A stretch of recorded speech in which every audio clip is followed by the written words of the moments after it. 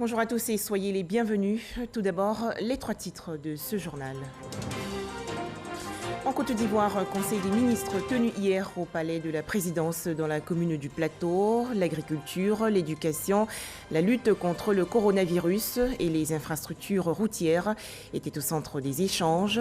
Réunion dirigée par le président de la République, Alassane Ouattara. Toujours en Côte d'Ivoire, 15 projets de loi adoptés récemment par les députés à l'Assemblée nationale. Ces propositions de loi portent ratification de l'ordonnance portant création, attribution et fonctionnement de plusieurs fonds, notamment le Fonds spécial de solidarité Covid-19. Enfin, Beyrouth, au Liban, récemment secoué par 2 explosions, l'aide internationale commence à arriver. Pour commencer l'actualité nationale, le président de la République, Alassane Ouattara, va s'adresser ce soir à la nation tout entière, comme il est de tradition dans le pays, à la veille, bien sûr, de chaque célébration d'anniversaire de l'indépendance. La Côte d'Ivoire va donc célébrer demain, vendredi 7 août 2020, ses 60 ans d'indépendance.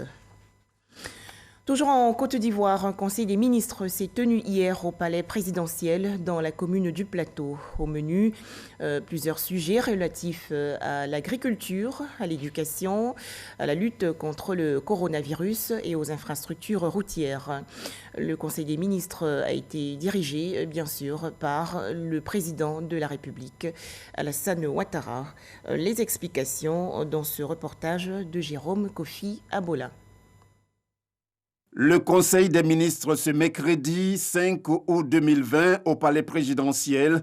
Comme d'habitude, à cette occasion, plusieurs mesures ont été prises. Au nombre de celles-ci, on retient en prime l'ordonnance adoptée par le Conseil relativement à la répression de la commercialisation et de l'exportation illicite des produits agricoles.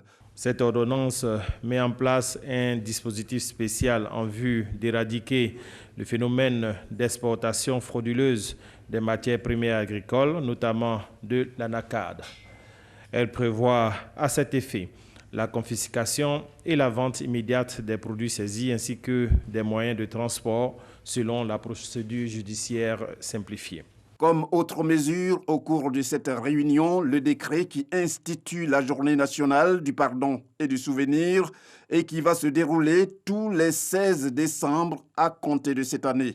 La commémoration de la Journée nationale du pardon et du souvenir se déroulera le 16 décembre de chaque année, en souvenir de la journée du 16 décembre 2010, au cours de laquelle des affrontements entre militants et sympathisants des 2 candidats du 2e tour de l'élection présidentielle ont fait de nombreuses victimes devant le siège de la radio-télévision ivoirienne RTI. L'institution de cette journée spéciale est une exhortation de l'ensemble des Ivoiriens et des habitants de la Côte d'Ivoire au pardon réciproque afin d'honorer sans discrimination la mémoire de toutes les victimes des différentes crises survenues dans notre pays, de façon à nous préserver contre la répétition de ce passé douloureux. Ce Conseil des ministres, on peut le dire, en est le premier pour Ahmed Bakayoko en tant que Premier ministre, le nouveau chef du gouvernement pour rendre hommage à l'ex-Premier ministre Feu Amadou Gon Coulibaly indique vouloir s'inscrire dans la continuité des actions de son prédécesseur. Excellence, Monsieur le Président de la République, il vous a plu le jeudi 30 juillet 2020 de me nommer aux hautes fonctions de Premier ministre, chef du gouvernement, ministre de la Défense, suite au rappel à Dieu de notre très regretté, le Premier ministre Amadou Gon Coulibaly. Je voudrais, avant tout propos, saluer la mémoire de mon illustre prédécesseur, mon illustre aîné, le Premier ministre Amadou Gon Coulibaly, dont l'ombre plane dans cette salle du Conseil où il nous a si souvent fait partager sa passion et son amour pour la Côte d'Ivoire. Oui, le Premier ministre Amadou Gon Coulibaly est irremplaçable dans nos cœurs et dans nos esprits. pour la qualité et la chaleur des relations humaines qu'il a entretenues avec chacune et chacun de nous. Il nous a également tous édifiés par la loyauté et la compétence avec lesquelles il a servi son pays, la Côte d'Ivoire. Les valeurs incarnées par le Premier ministre Amadou Gon Coulibaly inspireront fortement notre action. Le président de la République, Alassane Ouattara, pour sa part, s'est dit très confiant en rappelant toutefois que le travail doit toujours être de mise pour permettre à la Côte d'Ivoire d'aller de l'avant. Je suis confiant qu'avec cette équipe dirigée par le Premier ministre Ahmed Bakayoko, chef du gouvernement, ministre de la Défense, que le gouvernement continuera avec la même efficacité et le même objectif de tout faire pour que ce que nous avons promis à nos concitoyens soit réalisé. C'est vrai que nous sommes dans une année électorale, mais cela ne doit pas nous divertir par rapport aux objectifs que nous nous sommes fixés. Ce qui importe, c'est le bien-être des Ivoiriens. Et je sais que je peux compter sur chacune et chacun de vous dans vos secteurs respectifs pour continuer l'excellent travail que vous faites. Le chef de l'État a aussi encouragé le nouveau Premier ministre Ahmed Bakayoko et l'équipe dont il est désormais le chef à œuvrer dans l'union et la concorde pour la mission qui est la leur.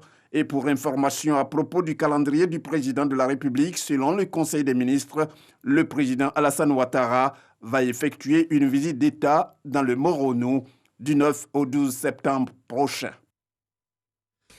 Le gouvernement ivoirien et l'opposition renouent le dialogue politique qu'ils avaient entamé quelques mois auparavant. Une rencontre entre le Premier ministre Ahmed Bakayoko, les responsables du Front populaire ivoirien, le FPI, et ceux du Parti démocratique de Côte d'Ivoire, le PDCI, s'est tenue aujourd'hui dans le district d'Abidjan. Nous allons revenir sur cette information dans nos prochaines éditions. Autre actualité nationale, le Premier ministre poursuit ses entretiens avec les guides religieux. Après avoir rencontré récemment le cardinal Jean-Pierre Coutois, archevêque du diocèse d'Abidjan, Ahmed Bakayoko a échangé le 4 août dernier avec le cheikh Aïma Mamadou Traoré, guide de la communauté musulmane de Côte d'Ivoire. Les détails dans ce reportage de Abdoulaye Koné. Le Premier ministre et chef du gouvernement chez le cheikh Aïma Mamadou Traoré. Ahmed Bakayoko est venu lui présenter sa nomination et solliciter des prières pour la réussite de sa mission à la primature. Je remercie infiniment Monsieur le Premier ministre pour cette visite qui m'honore et j'ai prié Allah subhanahu wa ta'ala afin qu'il le garde longtemps et avec beaucoup de santé, et que la confiance que le président a placée sur lui, et cette confiance se renforce davantage. Et que Allah subhanahu wa ta'ala guide ses pas et couronne de succès tout ce qu'il entreprendra dans le cadre de cette nouvelle mission. Une mission que le Premier ministre place sous le signe de la continuité, de l'approfondissement de l'action gouvernementale, mais surtout de la paix en Côte d'Ivoire. Nous comptons engager des actions fortes pour que l'ensemble des Ivoiriens se retrouvent dans la paix.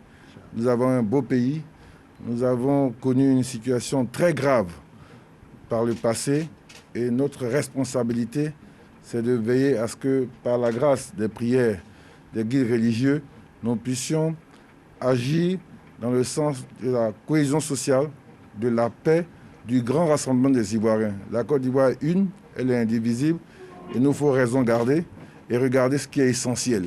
Et je crois qu'aucune œuvre de cette dimension ne peut se faire sans la force et les prières de nos guides. Avec les prières de toutes les tendances religieuses de notre pays, le Premier ministre et son équipe gouvernementale entendent relever tous les défis de développement du pays. Je vous annonçais dans les titres 15 projets de loi adoptés récemment par les députés à l'Assemblée nationale de Côte d'Ivoire.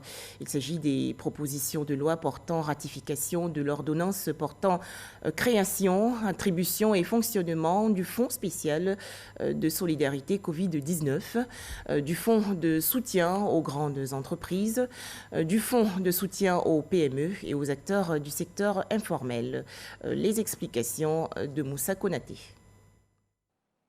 Pour soutenir l'économie dans le cadre de la lutte contre la pandémie de Covid-19, l'État de Côte d'Ivoire a mis en place plusieurs fonds.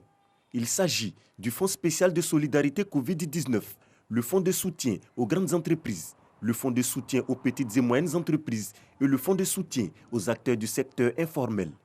Les projets de loi portant ratification de l'ordonnance portant création de ces fonds viennent d'être adoptés en plénière par les députés. Vous savez que beaucoup d'entreprises ont été impactées, beaucoup d'Ivoiriens ont été impactés. Et si l'État a décidé vraiment d'apporter un soutien non seulement aux populations vulnérables, mais aux entreprises. Au total, 15 projets de loi soumis à examen et adoptés à cette séance, au nombre desquels le projet de loi portant ratification de l'ordonnance fixant les règles relatives à la commercialisation du café et du cacao. Au niveau de la FIT, des produits, au niveau donc des filières café-cacao, c'était pertinent qu'il faut faire en sorte que les produits restent donc dans le pays. Parce que c'est une perte de devises donc pour la Côte d'Ivoire. Donc c'était important que nous puissions faire en sorte que les produits restent. C'était très pertinent, des questions ont été posées, des réponses ont été données. Et je dirais simplement que vraiment nous avons fait du bon travail. Les lois qui nous ont été soumises étaient des lois vraiment très pertinentes. Cette séance plénière a enregistré un effectif réduit des députés, conformément aux mesures restrictives liées à la pandémie de Covid-19. La présidente de la Cour de cassation, Chantal Nabana Camara, et son homologue du Conseil d'État, Patrice Yao Kwaku, ont rencontré il y a quelques jours leur ministre de tutelle, le ministre chargé des relations avec les institutions, Gilbert Koné-Kafana. C'était une rencontre de prise de contact et d'échange. Les détails, Eric Goré. Les présidents de la Cour de cassation et du Conseil d'État reçus par le ministre auprès du président de la République chargé des relations avec les institutions. Ces deux présidents d'institutions nommés par décret présidentiel pour une durée de 5 ans viennent renforcer le nombre des institutions juridictionnelles représentatives du pouvoir judiciaire. Cette rencontre d'échange avec Gilbert Kafana Koné leur permet de s'imprégner de certaines réalités liées à leur mission. Notre fonction, c'est d'établir l'équilibre des forces dans l'État. La Cour de cassation, s'agissant des relations entre privés et s'agissant du Conseil d'État, les relations entre l'administration et les privés, mais entre l'administration et ses autorités. Faire en sorte que la justice soit forte et soit crédible pour le bon fonctionnement des institutions. Le ministre auprès du président de la République chargé des institutions encourage la démarche. Ils m'ont fait l'honneur de venir donc me présenter leur civilité et donc nous avons échangé sur notre collaboration. Et je suis très heureux donc de les avoir accueillis ici et nous sommes engagés à travailler ensemble. C'est le 3 avril dernier que les magistrats hors hiérarchie, Chantal Nabana Camara et Patrick Yao Kwaku, ont été nommés. Un mot à présent sur l'aviation civile ivoirienne, cet outil de croissance économique. Ce secteur déjà compétitif sous le règne du premier président de la République, Félix Houphouët-Boigny, a été fortement développé pendant la présidence de Alassane Ouattara. Les explications de Francis Boifo.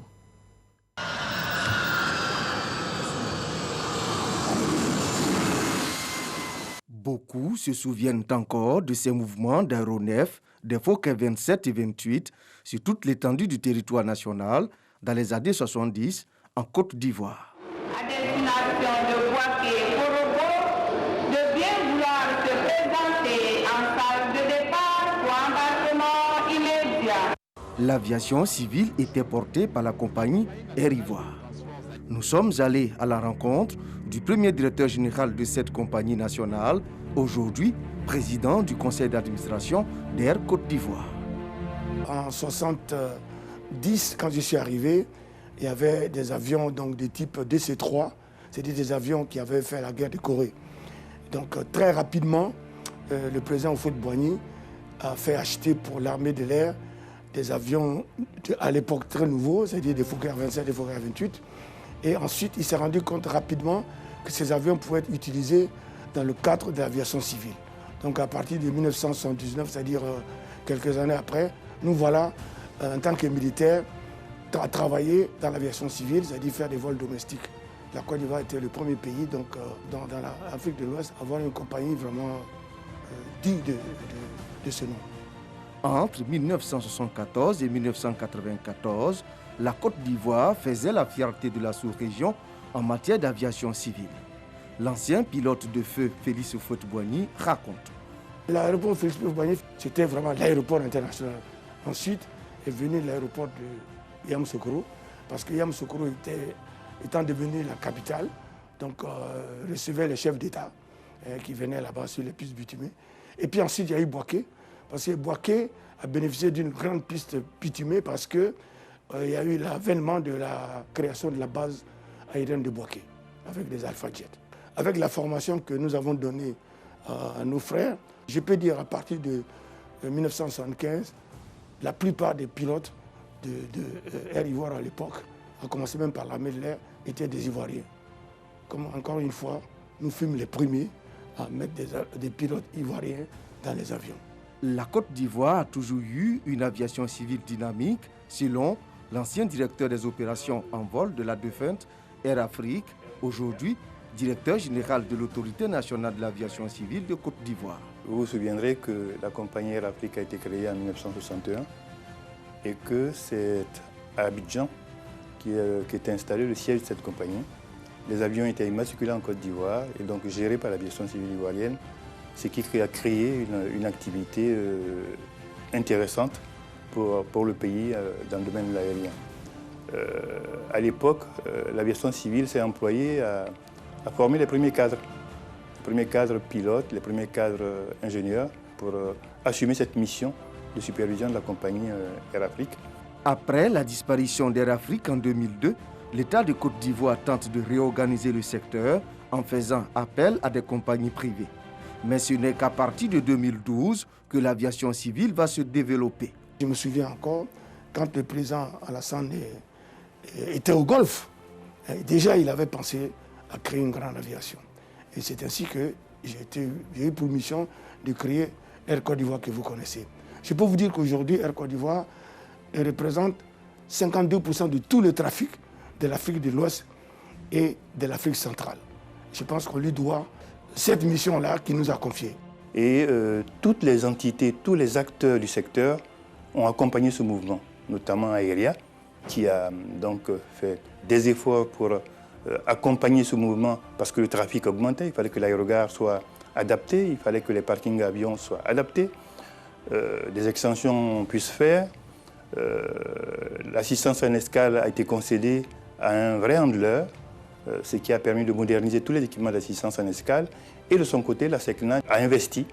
La SECNA est passée du contrôle normal à la surveillance radar, puis au contrôle radar.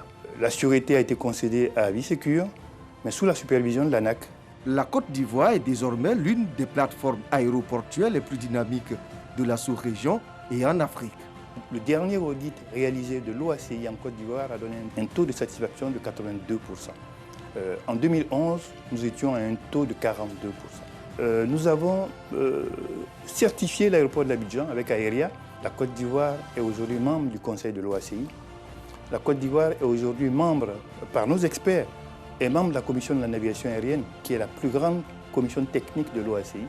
La Côte d'Ivoire est membre du panel de sûreté de l'OACI. Le président de la République, son Excellence M. Alassane Ouattara, a impulsé donc toutes ces actions parce qu'il avait la volonté d'avoir une aviation civile performante. Et nous avons suivi ces instructions. C'est par les moyens qu'il a mis à notre disposition que nous avons pu obtenir ces résultats-là.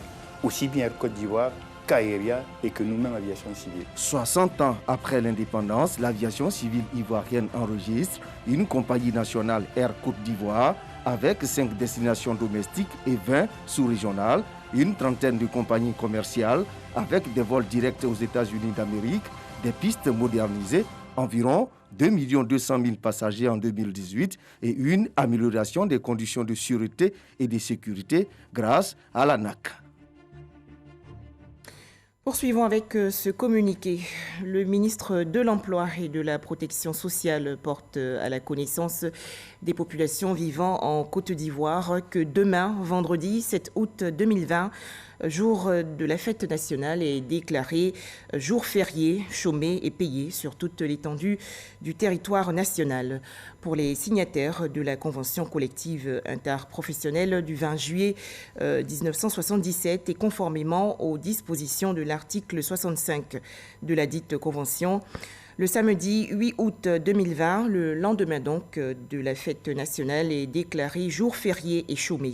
Signé le ministre de l'Emploi et de la Protection sociale, Pascal Abinan. Déjà plus de 700 000 décès dans le monde. Restons vigilants car le coronavirus sévit encore.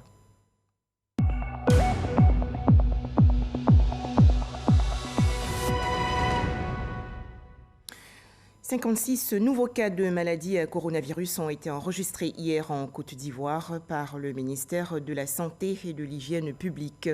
Le bilan ivoirien fait actuellement état de 16 349 cas confirmés de coronavirus, 12 191 personnes guéries et 103 décès. 21 ambulances et 63 véhicules de liaison offerts récemment aux structures décentralisées du ministère de la Santé et aux forces armées de Côte d'Ivoire. C'est une initiative du ministre de la Santé et de l'Hygiène publique, le docteur Eugène Akaawele. Objectif, renforcer les actions de ces structures contre le coronavirus. Le point avec Jean Djadji. Le ministre Eugène Akaawele met à la disposition de ces structures décentralisées 21 ambulances et 63 véhicules de liaison. Ces matériels roulants sont destinés aux directions régionales, aux centres Covid et aux programmes. Ils renforcent le parc automobile des centres de santé publique et viennent faciliter le transport médicalisé des patients, surtout en cette période d'urgence sanitaire due à la pandémie de la Covid-19. Je viens de bénéficier d'un véhicule de liaison. Vous menez à bien nos activités et pour pouvoir produire une performance de qualité. Nous avons reçu un véhicule de liaison. Ça nous permettra effectivement au niveau du paquet minimum d'activités dédiées aux régions d'être plus efficaces, de faire la coordination au niveau de nos directions départementales pour pouvoir les suivre, faire les supervisions et être, comme je disais tantôt, avoir des soins de qualité au niveau de tous les USPC. Le ministre Akaawele a réitéré la volonté du gouvernement d'améliorer la qualité des soins de santé publique et a exhorté au strict respect des biens de l'État. Je me réjouis de l'opportunité qui nous est offerte d'accroître ce jour le potentiel de transport hospitalier. La charge intrinsèque induite par la pandémie de la Covid-19 corrélée au dysfonctionnement des programmes structurants de la santé accroît inévitablement les besoins d'accessibilité des populations aux soins de santé.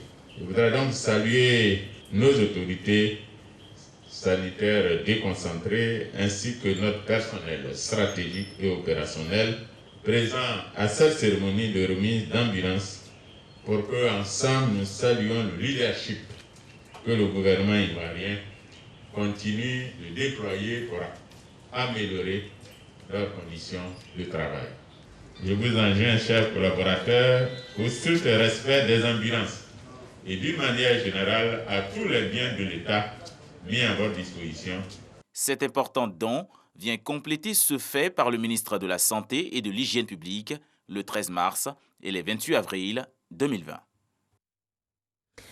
Dans l'actualité nationale également, la sortie officielle de la première promotion du chantier école de Katiende dans le département de Boundiali, dans la région nord du pays. Et cela un an après son lancement officiel, le 26 juillet 2019. Les artisans miniers en fin de formation ont reçu leurs attestations. Cérémonie en présence, bien sûr, des élus et cadres de la région. Ami Sissoko. Pour mettre fin à l'orpaillage clandestin et ses conséquences néfastes sur l'environnement et la vie humaine, le gouvernement ivoirien a entrepris l'installation de chantiers-écoles dans les zones concernées par le phénomène. Un an après le lancement du chantier-école de Katiende, dans le département de Boundiali, c'est la sortie officielle de sa première promotion. Baptisé Siama Bamba, du nom du président du conseil régional de la Bagoué pour son dévouement au travail. Au nombre de 30, ces impétrants formés par la Société pour le développement minier reçoivent leur attestation. Nous sommes fiers de notre formation qui nous donne des atouts importants pour quitter pour toujours l'exploitation minière clandestine, illicite, afin de pratiquer cette activité avec assurance, détermination, conformément à la réglementation en vigueur. La problématique de l'orpaillage clandestin est une véritable préoccupation chez nous. Et tout le monde le sait.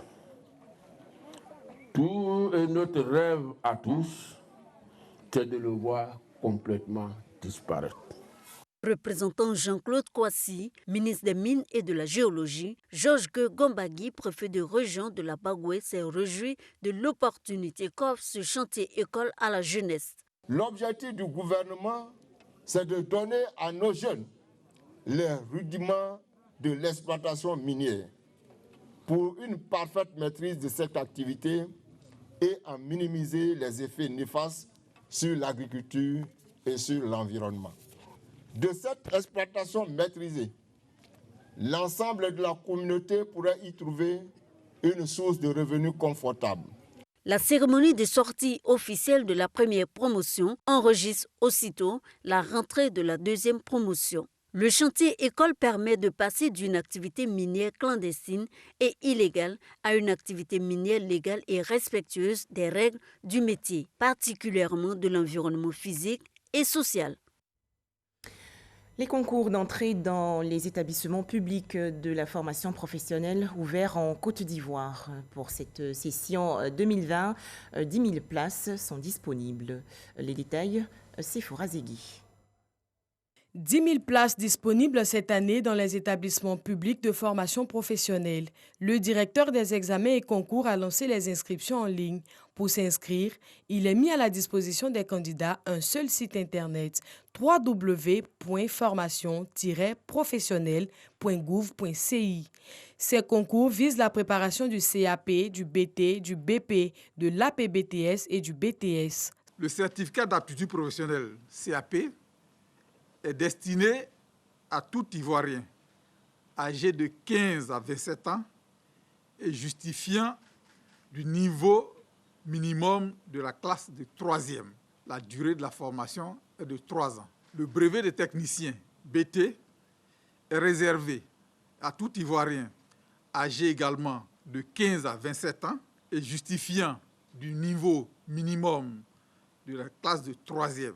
Le brevet de premier cycle, le BEPC, est toutefois exigé pour les candidats qui postulent au BT en sciences médico-sociales. Outre les concours suscités, un concours est organisé pour les jeunes désireux de suivre une formation par alternance. Les concours pour la formation par alternance concernent le certificat d'aptitude professionnelle par alternance qui se prépare au centre de perfectionnement au métier de l'automobile de Vridi, dans les spécialités carrosserie, peinture, et au centre de perfectionnement au métier de bois de Koumassi, dans la spécialité menuiserie et ébénisterie. Cette formation, par alternance, dure 3 ans. 3 nouveaux établissements ouvrent leurs portes à la rentrée prochaine à Yopougon, Boisflé et Issia, avec de nouvelles filières de formation. Peut faire acte de candidature toute personne de nationalité ivoirienne âgée de 15 à 25 ans au plus tard le 31 décembre 2020.